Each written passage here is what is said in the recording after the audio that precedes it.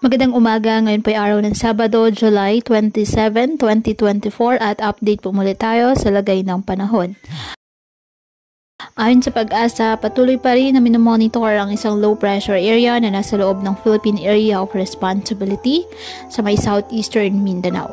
Patuloy natin na imomonitor dahil ayon po sa pinapakita ng iba't ibang weather models, may posibilidad itong maging bagyo. Papangalan itong bagyong Dindo ng Pag-asa. Southwest monsoon naman o hanging habagat nakakaapekto pa rin sa Luzon at Visayas. Samantala, bahagya na itong humina. Ngayong araw, ang Ilocos Region, Batanes, Babuyan Island, Zambales at Bataan asahan ng maulap na halangitan na may mga pag-ulan dahil po sa habagat.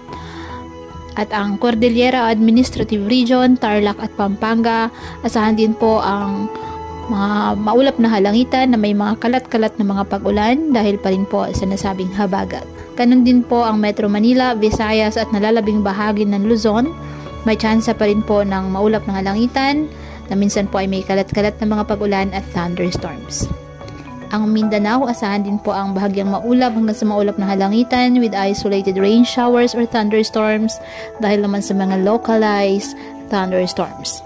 Kaya patuloy po natin na pag-iingat ang ating mga kababayan sa banta po ng mga pagbaha at pagguho ng lupa, lalo na po kapag may malalakas na ulan, at ugaliin na magdala palagi ng payong o kahit anumang panangga sa ulan sa tuwing lalabas po ng ating mga tahanan.